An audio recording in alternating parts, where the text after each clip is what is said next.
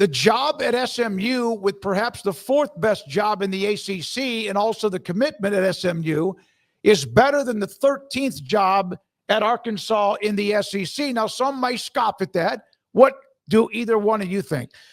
I think that that's a valid point, but I don't think it really paints the full picture. I think if there were a cutoff bar, like some talked about, and as we mentioned with the Oklahoma State AD, Chad Weiberg, speaking about it just a week ago, SMU is not necessarily above that cut line. Now, Arkansas, you would think probably wouldn't be a guaranteed if you were really doing like, hey, let's do the top 24 programs or top 30 programs. I don't think either one of them are in there. But I do think that Arkansas's ties to the SEC give them a much stronger position, even if it is a much more competitive position to be in. It's way more money.